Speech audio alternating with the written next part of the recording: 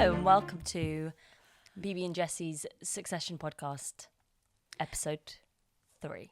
Is that episode 4? No. I mean, this is episode 4 of Succession. Oh yeah, this but is our third third, episode. yeah. And this So, one's called Sturdy Birdie. we loved that. I'm a sturdy birdie. G, big G. I actually thought that cousin Greg's performance this episode was very impressive. So good. It was kind of as much his episode as he's ever had. Absolutely. In fact, there was this one scene when he was having the Coke and he said something about it being like a big man Coke or... Oh yeah, when he orders a drink and he's like, well, it's a bit early, but I can't do an accent. You know, I can't do accents. he said Coke and then he said, oh, it's strong for a man. And I thought that really summed up his whole character. It was really, really good. And when Logan said, get him a Coca-Cola. Yeah. And then looked angry at him for ordering a drink even though he just offered him one. Mm-hmm. And he was drinking the Coca-Cola out of like a gorgeous crystal glass that would normally be served for whiskey. And so it just made Greg look even more like a sort of out-of-place child. But was there no rum in it then? Because he wanted a rum and cola, a rum and Coke. Was it? It was half rum. Yeah. And that's why he said it's strong for a Yeah, man. and that's why he said, I don't know how you did it in the 60s. Oh my God, sorry, ignore but Dumbo that was just over to here. a person Logan and gone. It was just to somebody who worked in And the he house. said, I don't know how they did it in the 60s. Oh my God, how did I not add that up in my head? To be honest, this is the first episode where Alfie was performing last night. I got home. I thought I was going to be able to watch Succession and relax and really, study and make notes so I could be prepared for today. But all 3 children were up and I had to watch it with them. Luckily, it's actually quite a family. It's fine. Yeah. I mean, Donnie made such a sweet point. He said, Mummy, why are they saying fuck so much? The more you say it, the less impressive it is. And I said, that's true. So, yeah, they swear a lot, but there is zero sex. There's literally zero sex. I mean, the most sexual thing about the show is probably the way that Tom talks to Greg, and that's pretty much it. Roman and Jerry. Roman and Jerry. Let's get on to Jerry in a so- minute. As you can see, me and Bebe are dressed up in our formal coats. It's coat season. It's boiling. It's boiling. It's really boiling. And we look like the many wives of Hagrid right now in our big old sturdy coats. Yeah, if you want to open the door, we can in a minute. I actually might force you to. But so let's talk about how the episode started. Yeah, well, it starts with Kendall watching footage on the news of Waystar being raided by the FBI, and he is watching it like he's watching a cartoon. I know. They make him look so immature when he's in this big, beautiful flat. Because the way he's slouching on his chair, the way that everyone else seems to be busy and making notes and doing work around him, as he's just sort of watching the TV like it is a cartoon, exactly. But I found that so they're not at Rava's flat. So he's in his new penthouse that he calls the command pod. And the episode starts really swiftly. So it's apparent that the FBI are raiding Waystar.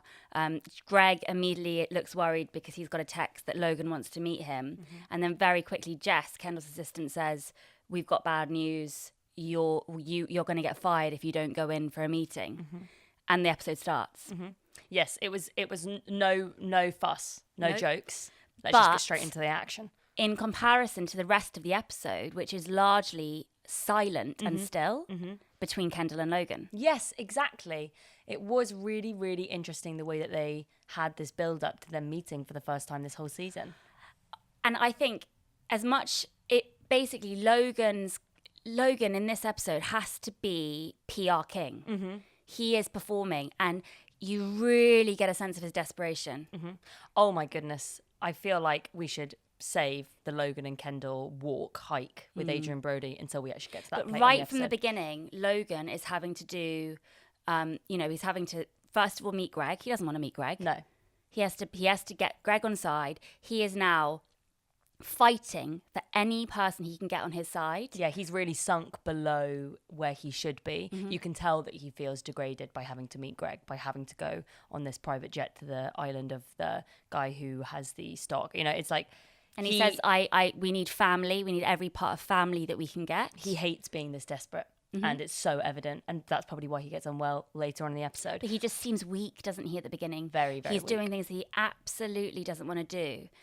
And it was really interesting that when Kendall gets on the group call with Jerry and Shiv and everything like that, the way that it seemed like one of those mid-lockdown awkward Zoom pub chats because everyone's sort of cutting in and nobody's in the same place. There was something really, really awkward and hesitant about that. And then Logan comes into shot sort of suddenly. No, because he's at his house. So is it, if I remember correctly, if I remember correctly. Shiv and Logan are at his. Yes. And the rest of them are at the office. Yes, but in different rooms. Which in different rooms. And Kendall is the last of the party, and he, you know how you have to announce your name before you're let into the chat? He calls himself Little Lord Fuckwit Roy. Yeah. Which is so funny. And he seems like a child. Yeah. Again, he's like, he hates the fact that he's been ganged up on. And he immediately says, I'm not being railroaded. I'm not going to do something I don't want to do. And he uses the word railroad twice. Like a petulant teenager that's being forced to have an intervention. Yeah. And everyone's trying to help him. And he just he still goes. This is what I don't really understand. He is so adamant that he wants to destroy Waystar, but at the same time, he goes. He doesn't want to destroy Waystar. He doesn't want Logan to be at the head anymore. He wants to take over Waystar and make it a new, better company. But actually, he doesn't. I don't think that he really cares about it being a better company. He just wants it to be his. And on the phone call, he says to Shiv, who hasn't, addressed since the letter came out at the end of the last episode, which he was crushed by. And we ended the last episode with him watching footage of the FBI stuff, and it starts with that episode. In this episode too. So he says to Shiv, nice letter, Shiv, very well composed or something. I don't know if we can come back from that. Yeah. And Shiv responds, sure, Mum. Yeah, I know. And something that really fascinated me about this episode was the way that they showed these huge rifts between people that, if they weren't family members, would be unsurpassable kind of rifts. Like, you would never be able to get over what Shiv said about Kendall. Logan and Kendall, they should never really be able to look at each other in the eyes again. But as Shiv puts it very succinctly later on in the episode, we don't get embarrassed when she's basically trying to force the guy's hand. We don't get embarrassed. We get over stuff. The fact that Kendall can hop on a group call and he can actually go and meet Logan and kind of be concerned about him when his heart, gets all fucked up. Family get over things. You can say the worst fucking thing in the world. You could say the worst thing in the world to me. And I can't imagine a universe where we wouldn't find a way through it. And I think that this was the first time we really seen light shining through the clouds. You know that they are going to communicate again. Absolutely. We can get onto that when we get to the where they go. But the key characters in this are all doing things they don't want to do. Exactly. So Tom is researching prisons. Oh my God. When he's researching what facilities each prison has, as if he can, the privileged can choose. And I thought privilege was really examined here. So Tom is privileged to be able to choose the prison of his choice. Exactly. And, the one that's got a coffee machine, or where he can do his fine wines. When he was talking about the toilet wine and how Shiv, what I love most about our lives is when we get home from work and I can have a glass of cold white wine. You know how much I love that? And Shiv's like, yeah. But I just thought that was so sweet. That was actually an insight into their lives together that they enjoy. That was really weird, actually, because you only see them in this very formal business relationship, and it's so difficult to imagine them ever having kind of moments of informal intimacy, domesticity. And I think that the show does that on purpose. We don't see them in those environments because the show thrives on us feeling slightly tense all the time, but giving us a peek of what, like, maybe they do have a nice time together sometimes. And I thought that was similar to Jerry's storyline in this episode, where she and Roman, who has had a backseat again in this episode. Come on, Roman. Come on. When's Roman's episode going to come on? It's got to be next time. But Roman very sweetly is taking his sock off in front of Jerry. They're having one of their intimate meetings. And I think this scene was in place to show that they have a lot going on that we don't see. Yeah. So Jerry basically is trying to say, I have something to tell you. Yes. And Roman is trying to joke as usual. He's playing with his feet. She's like, please, can you put your feet away? And she says, look, I've got a date. I've got a lunch date. And Roman really tries to make out that he's fine. And Jerry, really sensitive with Roman, and says, look, I'm doing it because he's in this position and he could be, good for us as a company. All she cares about is now being successful and protecting Roman and them. And he just looks slightly crushed, and he makes a joke about, I'm sure he can come up in his bat mobility scooter or something. And it's just really sweet. But so you get a sense of Jerry's got a life too that we don't really see. Exactly. And I thought it was really interesting the way that they frame Roman and Jerry as having kind of like this separate empire, like this little island that they're on where they're sort of concocting plans together. I almost can envisage too fancy a word for me to try and use. I can almost see, if I'm going to make a prediction about later on in the series, do Roman and Jerry break off from the others? I'd love that. I mean, oh my God, the way that Shiv was just absolutely fluffing things up again this episode. Well, so Shiv's storyline in this episode, she basically, Logan decides, as he's doing his PR, mitigating, he's trying to cover his ass in every his arse. I've never said arse. I've never said arse. I've never said that before. Cover his back. Cover his back is too hot. This is way too hot. I can't take my coat because I'm wearing a see-through top. Anyway, he has decided that he needs to go harder on the presidents with the basically TV coverage, journalistic coverage, to try and fight back a bit harder. So he delegates that job to Shiv, and therefore Tom, who's head of ATN, to go and so Shiv turns up to see Tom after he's had his lovely little prison wine outpour, and says, we need to go harder on the president. And Tom's like, well, that's not I can't do anything. And she's like, but I'm saying this as your wife here. We need to go harder on the president for Dad. And he kind of is a bit offish. Well, he was so sour, and I think that he's still acting out and wants Shiv to save him or at least reassure him, and she fucking doesn't do it once. I'm sorry, she's being such a shitty wife. Such a shitty wife. Yeah, but all of them don't have the luxury of being able to be a good wife or good girlfriend or have a nice date or a nice, cool, fine wine because after. It's too stressful. Because it's all in, like, everything is so stressful and heightened. So Shiv is dealing with the ATN stuff, and she kind of bombards this meeting that we've never seen these people before. She basically goes down to the TV. No, that's later in the episode. Right, that's okay. towards the end.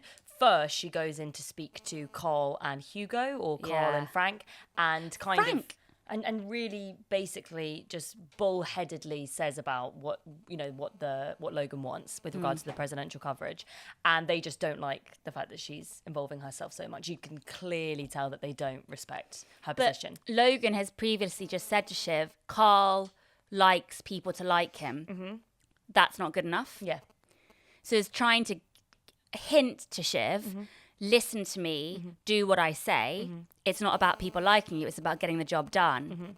And it's exactly kind of the hints that Logan did to Kendall with saying, you're not a killer.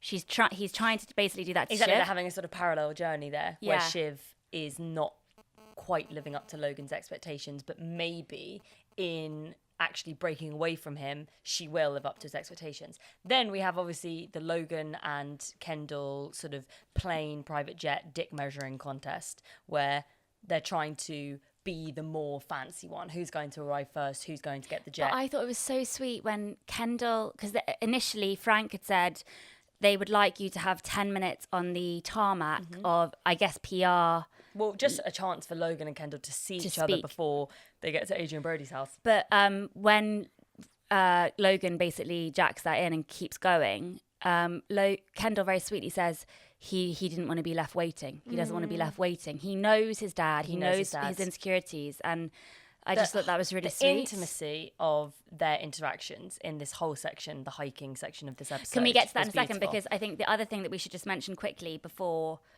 we go into the meat is, so we also have Connor. So Roman's taken a back seat with Jerry. Connor wants a piece of pie. He comes in to see Shiv and is basically like, I'm tired of just, I want something to do. And she offers him a food channel to be head of a food channel. And Take it, Connor. Take it, Connor. Take like, what you can Connor, get. You have never had a job. Like, come on, chill the fuck out. But when he retorts to Shiv, this is a bit like seeing like a doll in a playhouse or something. He makes some kind of a rude remark. She does not respond well to it. No. I kind of see something quite big happening there. I like with so he's killed Kendall, his relationship with Kendall. He's killing it with Shiv. Roman has taken a back seat. I reckon that will step up in the next episode.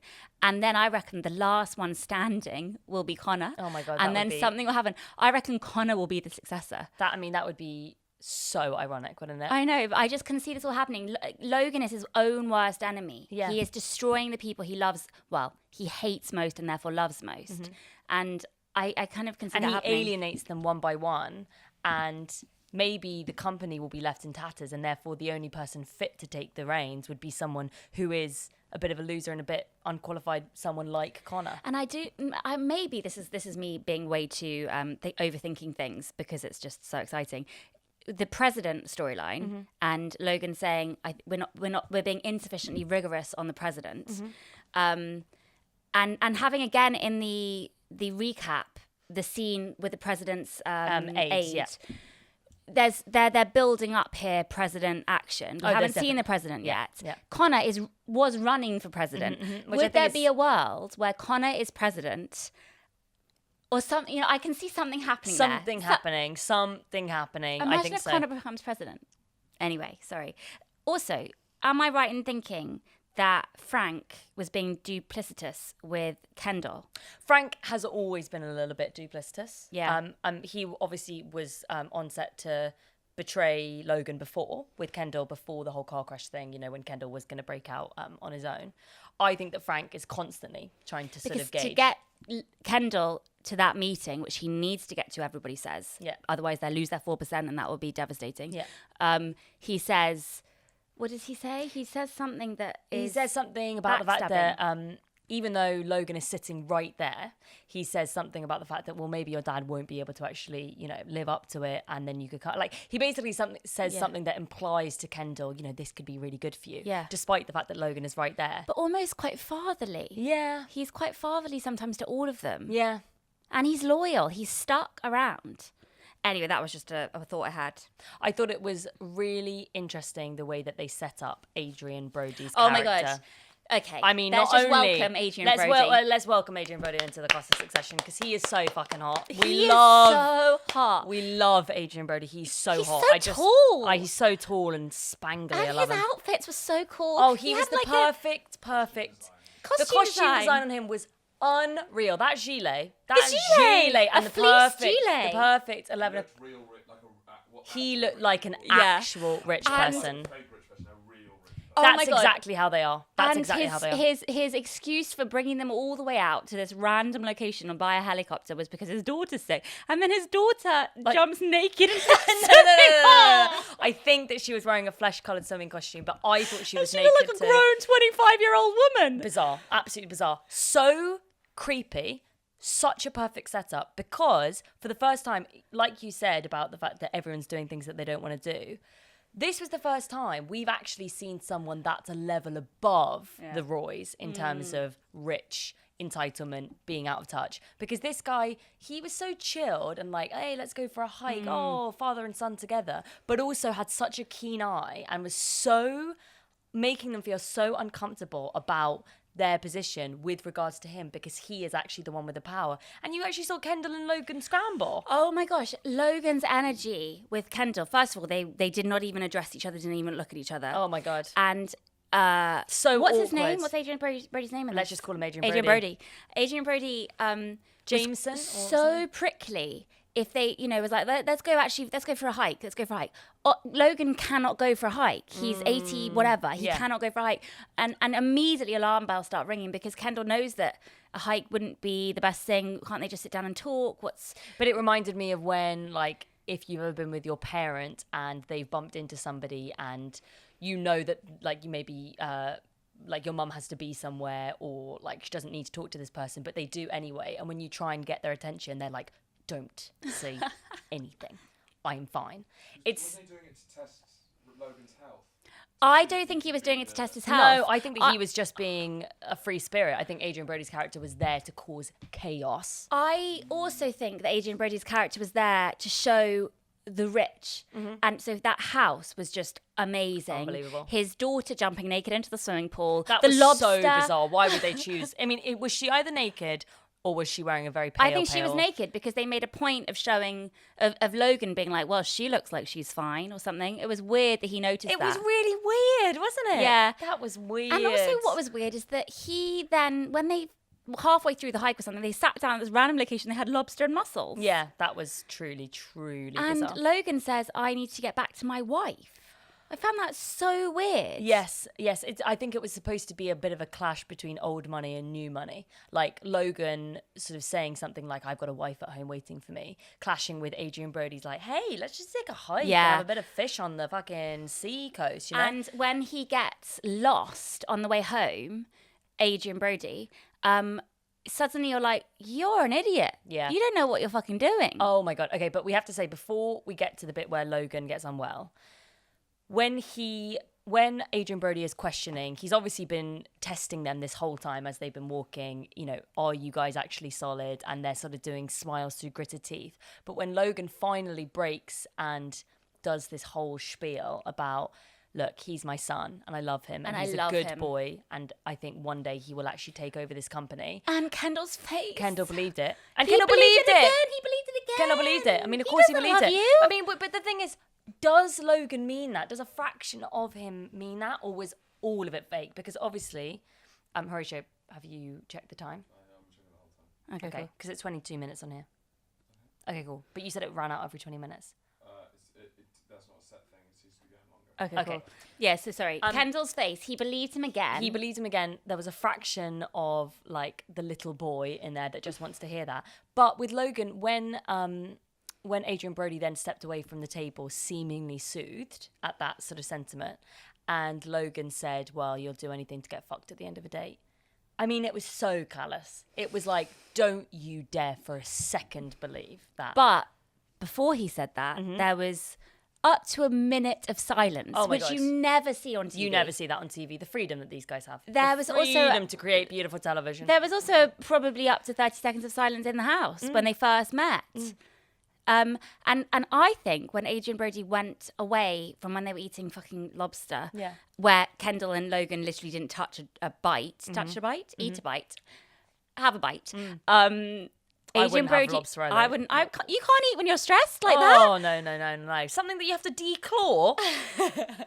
Adrien Brody got on the phone, and I think he was getting a call from Stewie or something, because he was like, he looked over them and he was like, yeah. He was playing them like a bunch of fools, like a bunch of old fiddles. Yeah. He just wanted to entertain himself. He just wanted to see these two little boys like fucking fight and pretend that they liked each other and then fuck them over at the end. And poor Logan having to do this kind of degrading PR sell for the company and pretend that he loves his son. Yeah, to this new money hippie that ultimately Logan probably despises, because someone like Adrien Brody probably was born into that money, whereas Logan, you know, views himself as a bit of a hard worker. But it was really interesting that he made a supposedly anti-Semitic comment to Adrien Brody's character that then Kendall highlighted when they were squabbling, and he said, you know, he hates you, that anti-Semitic shit about going to get a bagel in New York. Yes. That was really interesting that Logan would even say that, just to show how fucking old and cranky he still is. I know. And then when they walk back, Logan is so proud, and all people are proud I'm sure I'll be proud when I get to that age, and I want to prove that I can still go to Barry's boot camp at 80 or something. You know, like, he just wants to prove that he can walk back to the house and he's capable. And even though his father has just fucked him over again, he's still, even when he's saying horrible things to Logan, he's still looking at him with love and like, there's something going on here. We need to slow down. What the fuck are you doing? And part of me thought this would be just such a perfect place for him to die, because he's killed himself here with his pride, his power, everything. All he wants is to be the man who's got everything. And dying right now, actually, he's still got everything. Exactly. And how emblematic in a way to die, like when you're on this peak that you're climbing to try and like claw back your company and in a way your relationship with your son, that would have been a really interesting place for him to die. But you said you didn't particularly enjoy this episode, but I found it quite theatrical, the whole episode, and different. The fact that they were, first of all, in a completely different location. But when they were walking back to the house and Logan started having these kind of heart problems and stuff. God, the tension. Oh, yeah, exactly. It was, I felt fear. I felt like I needed to ring an ambulance. I needed to go. And then when fucking Adrien Brody is walking ahead of them on his phone, he's like, I think we were meant to go the short way, which is actually longer. Yeah. And he doesn't know what he's doing. And I'm like, you're not safe, get home. Exactly. It was, you did feel for Logan and for Kendall. Like, you wanted them to be okay. Yeah. Like, it's so amazing that this show can kind of like make you feel like you hate these people, but at the same time, they're your family and they're your sort of squabbles that you're having with your dad or with your son. And like, oh my God, like, I just wanted them to hug each other. And then when Logan has finally kind of collapsed, Adrien Brody comes back and Kendall's like, we need a doctor. But you know he's fine. She's had too much sun.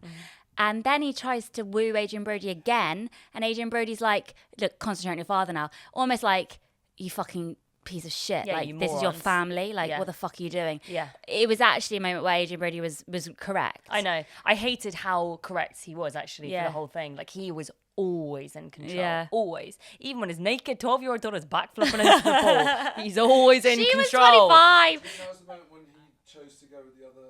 I think he had never wanted to go with them. This was him. He wanted lunch. He wanted to go for a little hike. He was dangling them at his joy. Like, that was fully what he wanted to do. And then what was just amazing, because I thought, right, that's it. Logan's going to now have a heart attack. We're going to go back to a hospital. We're going to have all this kind of similar scenes that we had in the first few episodes of Succession when he was in the hospital again. And I thought, that would be actually quite nice to have that, you know, series 3 have the same kind of settings.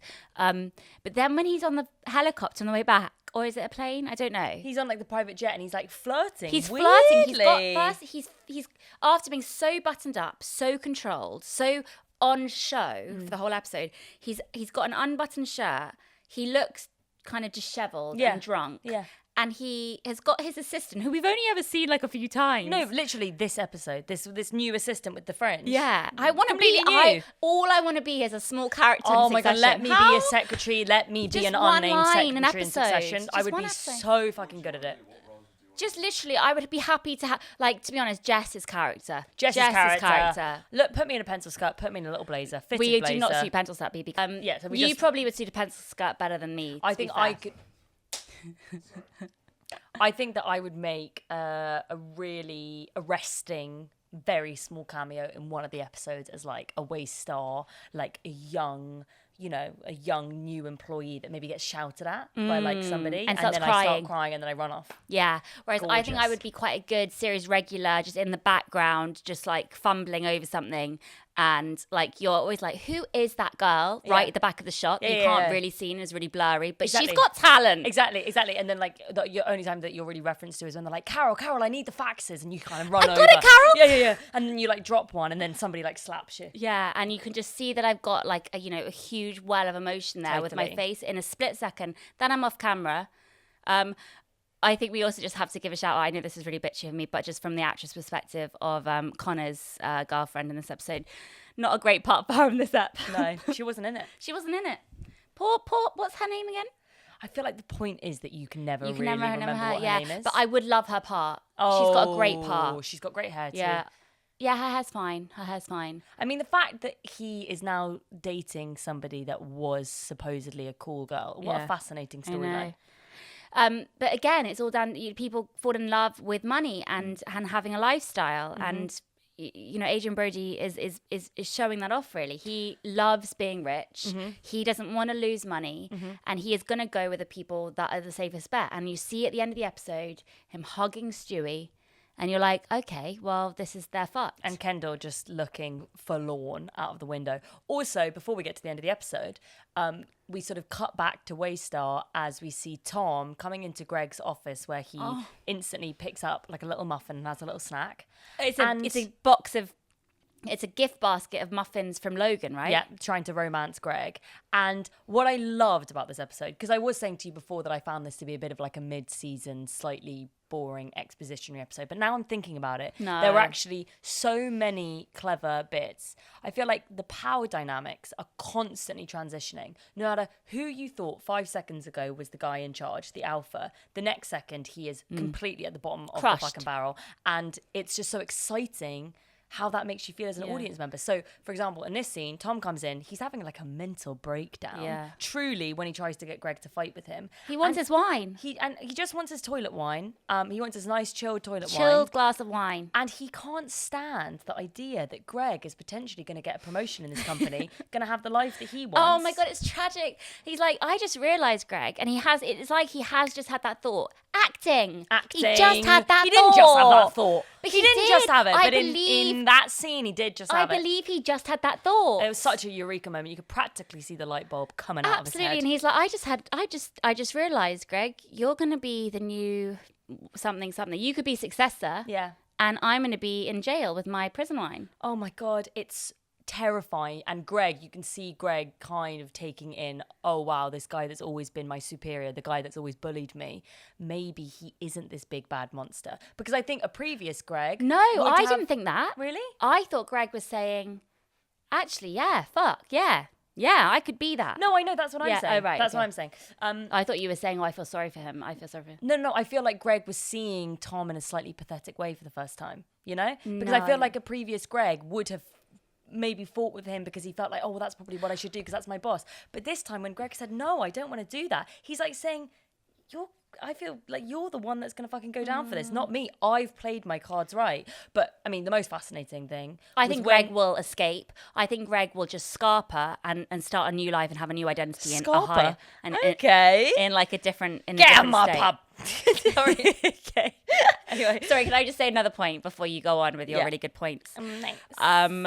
That I could never watch an episode of Succession and be like, that was a fine mid-season episode, that whatever.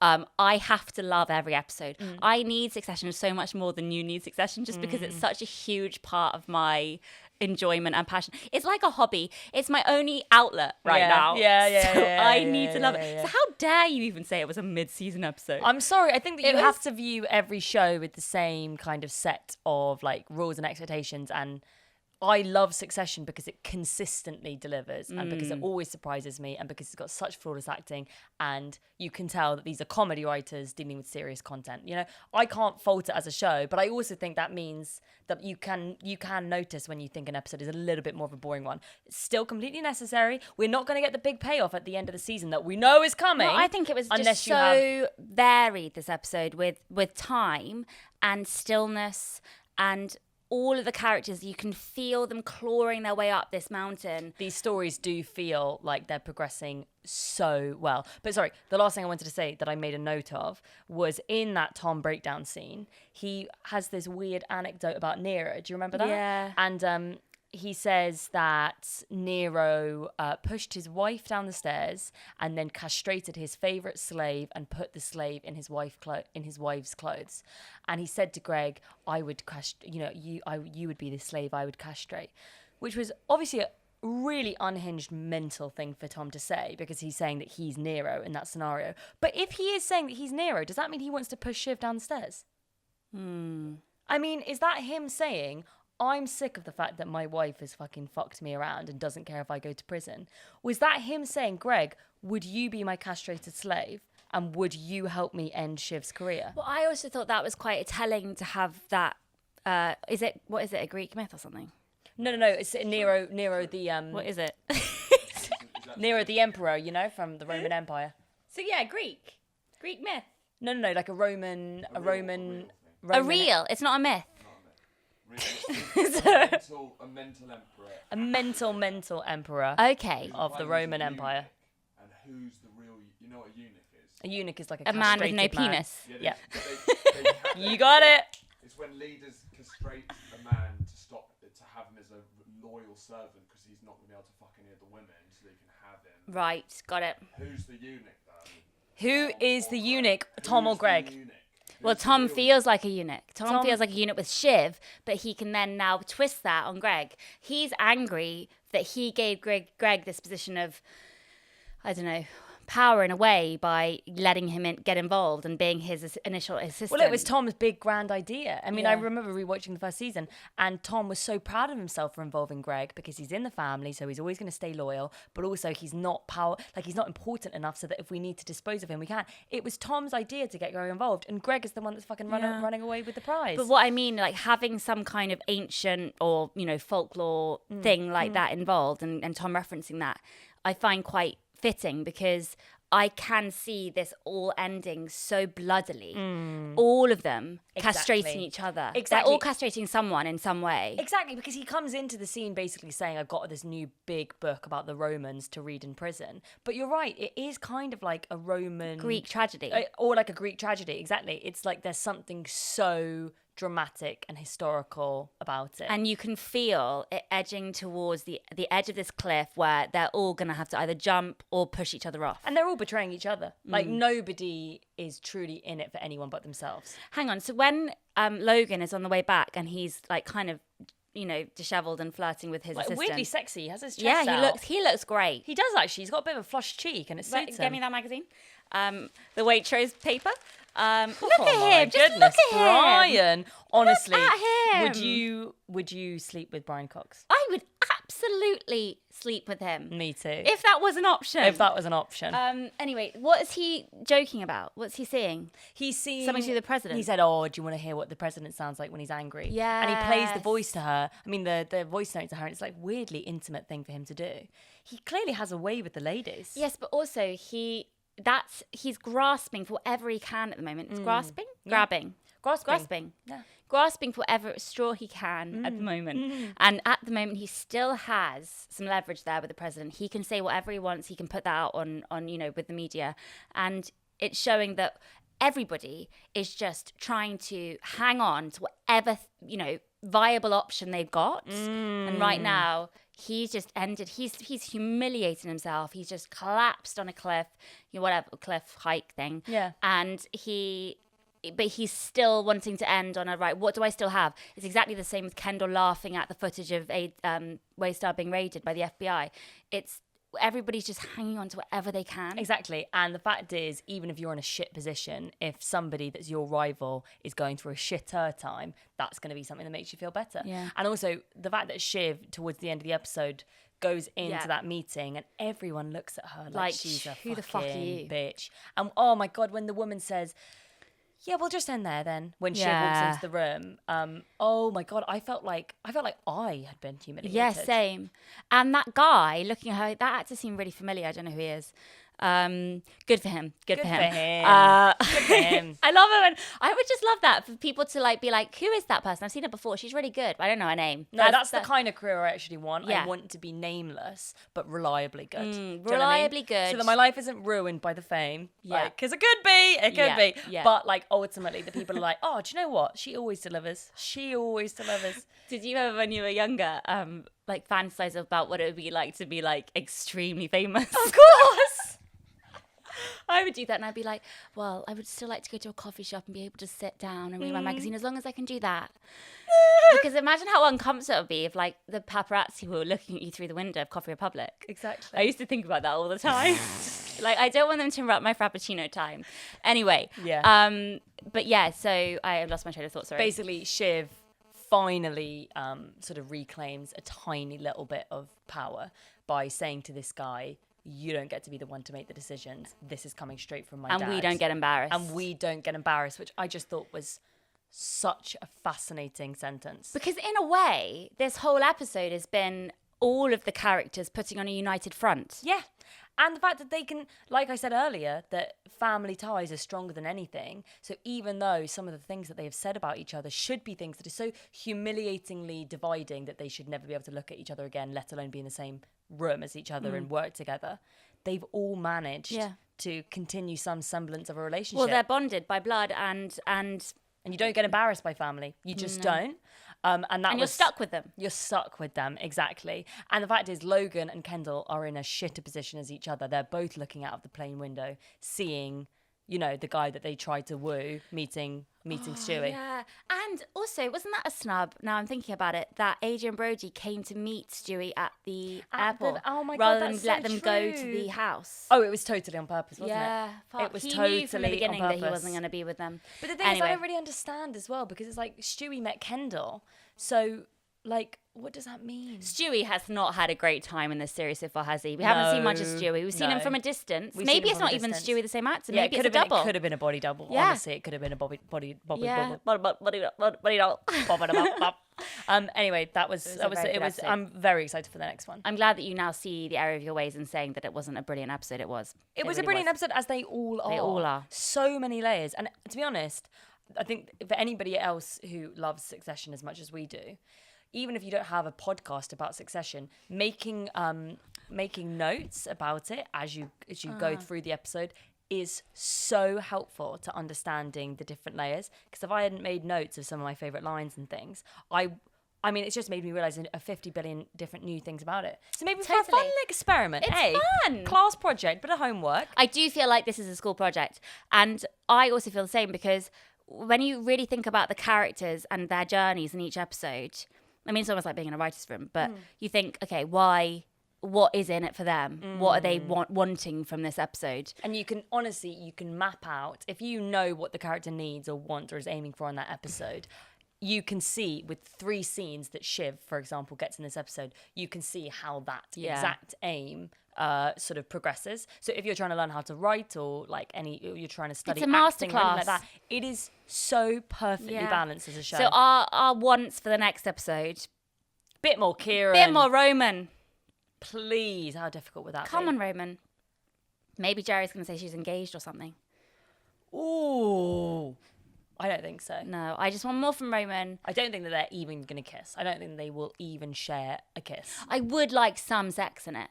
Just a little bit of sex. Just like, come on. Who would we like to see having sex, though? Maybe Roman could have sex with someone else to get back at Jerry. I don't want to see Shiv having sex. I find Shiv to be a distinctly unsexual character this season. Think? I think she's too tense. She's very sexual in the first two seasons. Yeah, do you want to fuck off, actually? As far as the characters go. Do you want to shut the fuck up, actually? She's not a sexual character, and you're not allowed to look at her ever again. We're not seeing Shiv having sex, and if we do, you're shutting your eyes. You're shutting your eyes. I said to Margot and Donnie last night, I was like, right, if there's a bit you can't watch, you have to shut your eyes.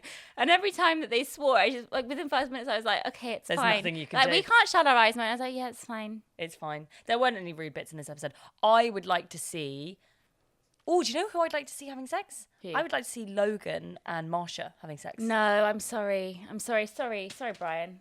Sorry. I'd be into that. I feel like he'd be like a bit of a bear, you know? I can see someone giving him a blowjob, but I can't see him having a sex scene. I can see that fucking assistant giving him a blowjob. Oh my God, yeah, that's She's going to give him a blowjob. We're going to open episode 5. She's going to be giving him a blowjob on the same plane. Okay, predictions. That's there we our go. prediction. Woo! Also, he'll have a heart attack because During the blowjob. He'll have a heart attack during the blowjob. Yeah. Perfect. Okay, there we go. Okay. That's it. That's our predictions.